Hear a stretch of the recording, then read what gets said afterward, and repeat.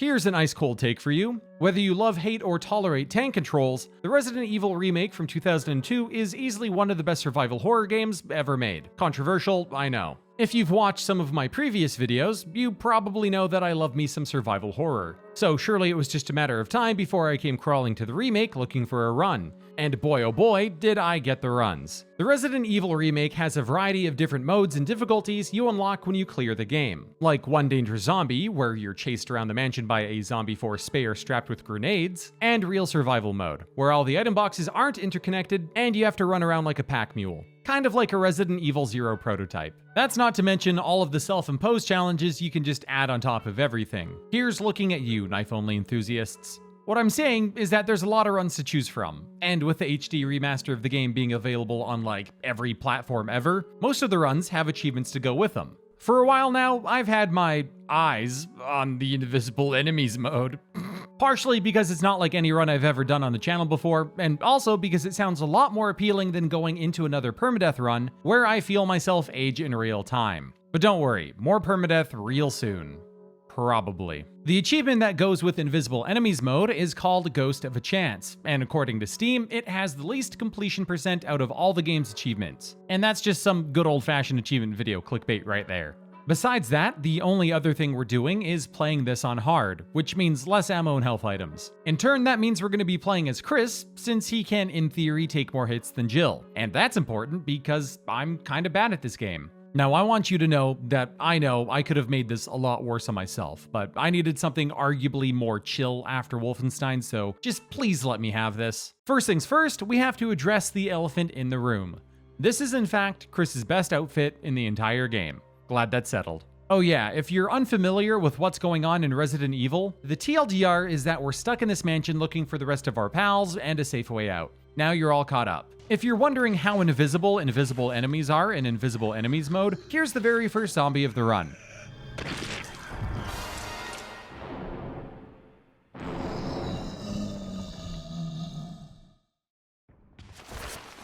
As you can see, he was pretty invisible. We're just gonna walk away. I'd say a totally unexaggerated 95% of the Resident Evil remake is finding a variety of keys for a variety of doors. They may not always look like keys and doors, but they're keys and doors. With that being said, the first thing we need to get done here is open up the tomb in the graveyard, and to do that, we need the golden arrow, and to get the golden arrow, we need to hit up this hallway on the west side of the second floor. There's 2 zombies in this hallway along with a sometimes helpful lesson. Enemies have reflections, so they've kind of got a reverse vampire thing going on. This is an important thing to take advantage of when we can, because there's no pressing the aim button to auto-lock on enemies like in a normal run. Now, if I were good at this game, the reflections would probably help me avoid them here, but alas, I am not good, so it didn't. God fucking damn it. I kind of struggled a bit with this hallway in general, which means we need to talk about saving really quick. First, if you're also not familiar with Resident Evil's save mechanic, you need ink ribbons, which are a limited item to save. Ink ribbons are even more limited than normal on the hard difficulty. For the most part, I tried to only save after I felt like I made sufficient progress that my brain wasn't telling me I wasted an ink ribbon. So there were a handful of early blunders because I didn't want to save until I felt semi-successful. There's 2 more zombies to dodge in the graveyard, and another sometimes helpful lesson to go with one of them. Zombies can't grab us on stairs at all. They puke instead, which is much more preferable. Oh, fuck, I ran into it after trying to bait it anyways. Oh, Jesus. I almost always ended up walking to the puke anyways. The other zombie here is off Blair Witching by a tree in the corner, and isn't a problem until we open the tomb, loot the key we need from down there, and then try to leave. It's okay, that's okay. Wasn't lucky this time. Okay, no, there goes the run. With the tomb open, we have our first goal for the first chunk of the game. Collect 4 death masks to unlock the coffin in the tomb to get what is essentially another key. The death masks are all around the mansion with varying hoops we have to jump through to get them. But before we start jumping, I want to get set up in the first floor's eastern save room first. Now, I'm not going to take you through room by room of exactly what I did and where, because like all my videos, this is very much not meant to be a guide or walkthrough. Chances are, doing anything I do will make you actively worse at the game. But a very important part of the start of this run is routing. There are multiple rooms that if you revisit, backtrack, grab certain items, etc., enemies will spawn. Let's just say the mansion has some very, very fragile windows. Like this room in particular. It's really great for potential thumbnail poses, but also the next time we go through here, due to my routing, it's gonna have a lot of zombies bust in from outside. So next time we pass through, we'd want to make sure we have all the items we need to get the stuff in the adjacent rooms. There's a few zombies outside the East Floor save room, but also a giant staircase. So we can go ahead and make this place extra safe.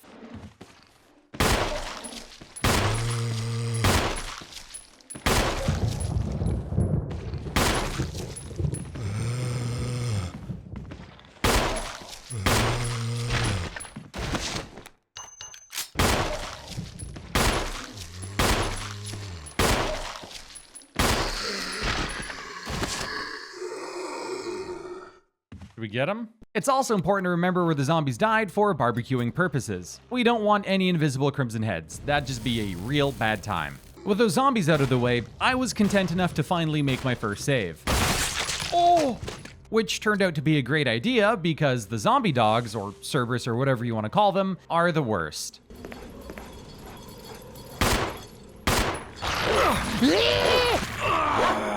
Oh my god, wait, what was I supposed to do? I've never been just straight up fucked like that before. All right, new strategy. Oh, I'm dead.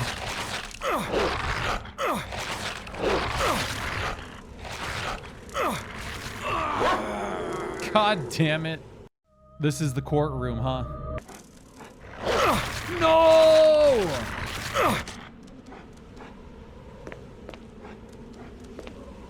I think I'm about to get my fucking ass bit. Grab! Wait, what? Dude, he checked the collar? That's so fucked up. I didn't even realize I was mashing A. Don't do it, don't do it. Okay, we're fine, we did it. This is for a fake key to unlock a real key so we can open a door to get our first death mask. It's in this box. Also, we're not grabbing these in any particular order. This one is just real easy. 3 more to go. Death mask number 2 is a couple button presses away in this stained glass puzzle room. This is pretty hard to screw up, and if you do, there's a whole bunch of invisible crows that'll show you why a group of them is called a murder. But I didn't screw up, so I'll show you Forest as a compromise.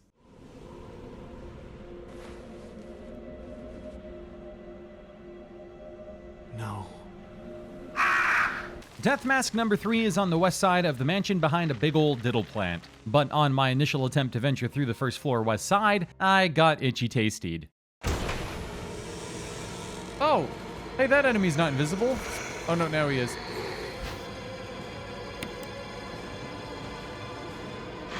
And the camera got me. Oh, that guy didn't even fucking give me a chance to hit the ground. Oh my god. I probably should have stuck to tank controls. Besides a lot of zombies I mostly dealt with, there's actually a bunch of really useful stuff on this side of the mansion, like the broken shotgun, which when we take it back over to the east side, we can swap it for a working one. There's also the weed killer we need to kill that plant over here. The final death mask is with Jan, but before we get to Jan, we've got an important chore to do. We've got to save Richard from his little tummy ache problem. I've never not saved Richard, even though this arguably makes a fight harder later on. We'll talk about that when we get to it. Since I mostly dealt with the zombies on my main path through the mansion, this was pretty easy. Oh, fuck. Good God. I did not even hear that guy moan. Oh. Well.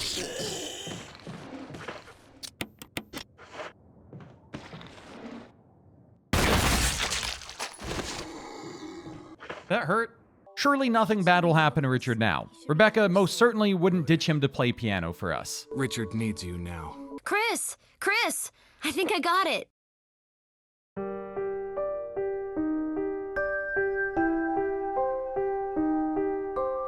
Alright, so we could fight Jan here if we wanted to waste a bunch of time, ammo, and probably health, but we can also just run into his room, steal the mask, and bail out. Oh nice, he leaves a little slug butt trail. Now there's a boss we actually have to fight. With all the death masks in place, we've got to fight an invisible crimson head in a cage match. Now, if I was a smart man, I would have saved some of my self-defense items for this fight, namely a flash grenade. Then when this dude bit me, we could have just damn near instantly popped his dome. Oh well, rookie mistake. Oh no!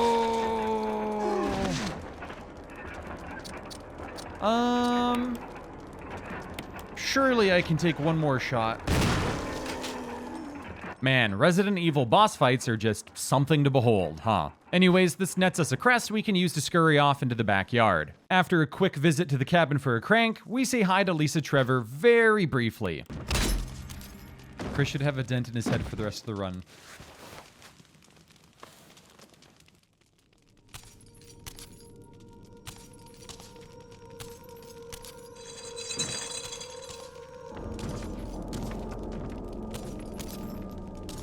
Hey, Lisa. Oh! Ow! That hurt? Yeah, that hurt. Now we're off to the easiest part of the run by a large margin. The guardhouse. There's like maybe 5 zombies in here tops. Why did that zombie just appear? I don't know, it's hard to count with everything being invisible. But beyond that, there's also some bees and spiders, all of which gave me mostly no hassle, turning this place into a bit of a loot pinata. I should clarify that we're here for another key for the mansion, if you just didn't assume that from the onset. I guess a place of note here is the Aqua Ring, and I'm not entirely sure how, but Richard got down here before us. Chris! Chris, stop! No!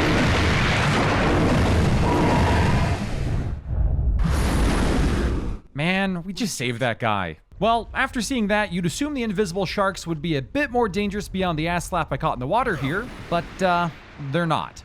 Richard dying is actually kind of huge for the program, because after draining the water in here, we get his assault shotgun, which I adore for the extra capacity it has. Anyways, eat shit, Neptune.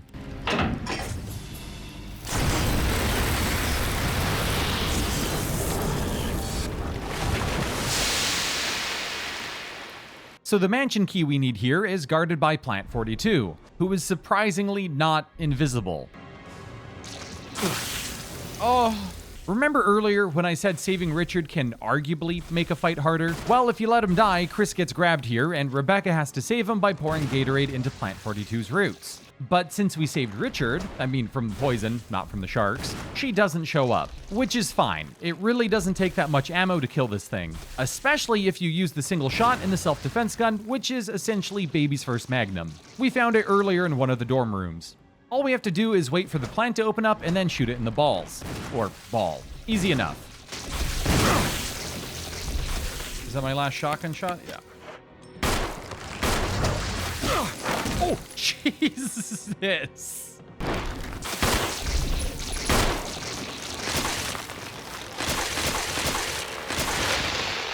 Back to the mansion we go. Except now it's littered with hunters. Yay.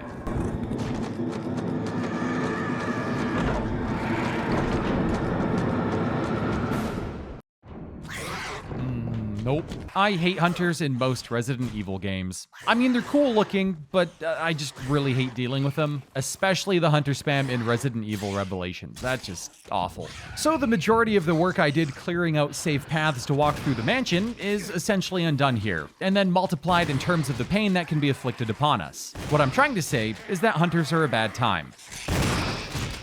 Now we have access to just about everywhere left in the mansion, so it's a great time to grab everything not bolted to the ground, like the Mo Disc and the Wind Crest. The Mo Disc is for later, but the Wind Crest we can use right now to grab the Magnum, in what's probably the biggest waste of time puzzle in the game. Not to say I hate this, but I think it's pretty pointless, right? I mean, you put the Wind Crest in the one grave, pick up the other crests, examine them all individually, and then put those into another grave. Why add all the extra steps when we're right there? Was there really somebody who got stumped by this? Also, do we have any bets on if they remake the remake and we get Resident Evil Remake that they'll make Rebecca so committed to the I'm a helpless goober bit that she'll risk getting mauled by a hunter again? Like, I get that Resident Evil 0 came out half a year later than the remake, but come on. You soloed the Proto-Tyrant like half a day ago. Rebecca, Chris!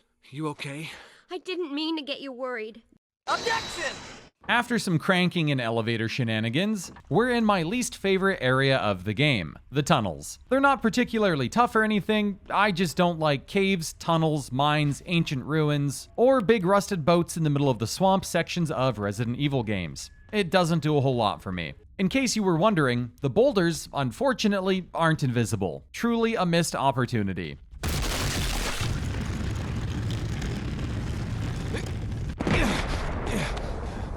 The mines are super straightforward. There's 2 ways to go, and both are dead ends with shit we need. Enrico was at one end with a crank, and a cylinder is at the other. The in-between were those boulders, some invisible hunters, fuck you, and a giant invisible spider who luckily did not rock my shit. Okay, no, that's a lie. It ragdolled me on my way back. Oh! Shit. After we take an elevator, Lisa Trevor is hanging out in the lower section of the caves, and was surprisingly hard for me to tell where she was considering she's covered in chains and moans a lot. Don't know which way she came in. It sounds like to the left.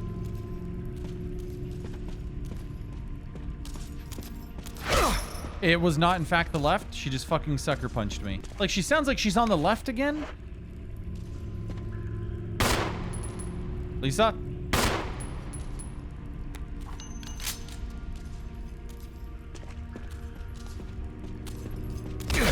Fucking, I can't tell where she is, man. Ow. We get the last laugh though because we stole her only photo of her mom. And also a thing we need to open a door in a bit. Our last order of business back in the mansion is killing Jan for another key item. I'd almost make the argument that Jan is more slug than snake because of the giant skid mark it leaves behind, making it really easy to track around the arena. And you know, now that I think about it, isn't there a giant invisible snake fight in Resident Evil 6? But yeah, anyways, this fight's not too bad thanks to the skid mark.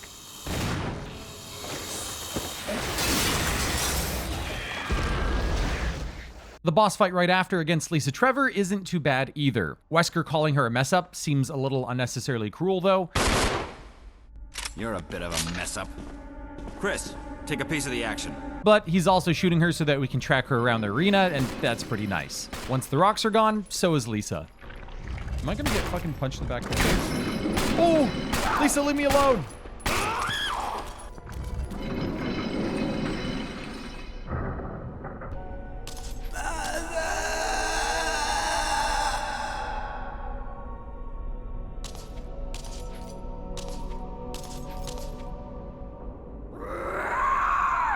Alright, now we're in the final area of the game, and we immediately get to use the reflections off some puddles for easy kills. That's next-gen gaming. Since I have knowledge from previous playthroughs, we can beeline straight for this computer and punch in some codes we know to unlock almost everything down here. Now, there's a couple things we need to do down here before we can head into the final boss fight. The first thing is clearing out a bunch of the chimeras from the boiler rooms. This will make things a bit easier for us in a moment. The next thing is to hit up all the ammo disc readers so that we can free Jill from the basement. You don't think I'd let someone die down here, would you? Next, we have to very carefully move this fuel capsule to turn the generators on. If we run or get slapped, we explode. That's why we killed the chimeras. Although it sounds like I missed one.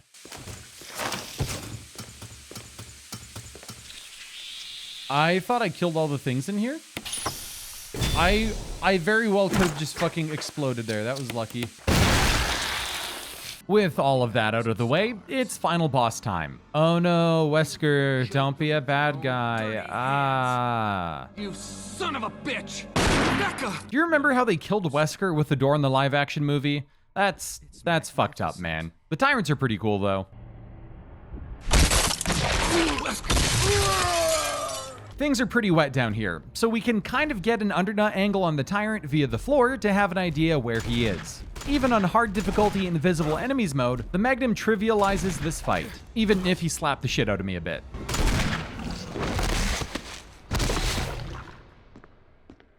Ow. At least Rebecca's fine. Once we grab Jill, it's off to the roof for the real final fight. Chris! You okay? Yeah.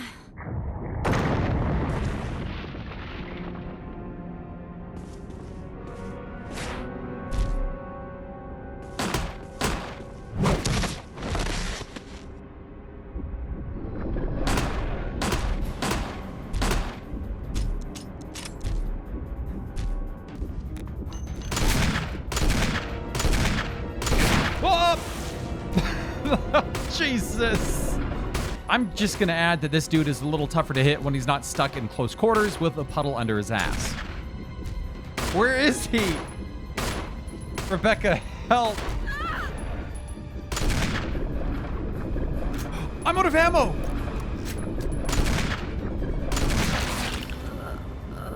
Oh!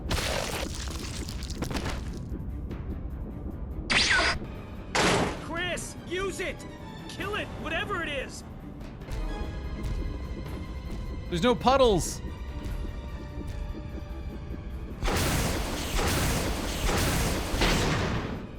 bro.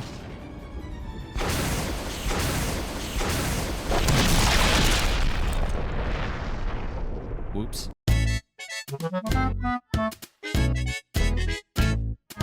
And that's the Resident Evil Remake's Ghost of a Chance achievement. With a completely flawless ending, surely Rebecca's gonna be okay. It was just a scratch, oh god. Man, I really needed that. Not the Rebecca getting skewered bit, but the nice, relaxing, non-permadeath with a skippable intro sequence kind of challenge run. The start of the run was probably the hardest bit with the whole learning curve and strategy adjustment with everyone being invisible, but when things got rolling and I got my hands on the shotgun, things definitely went smoother than I initially expected they would. All in all, it was pretty fun. We need more invisible enemy modes. And as always, if you want to catch these runs live, you can check me out over at twitch.tv/anxiety. Thanks for watching. Chris, you did a fine job.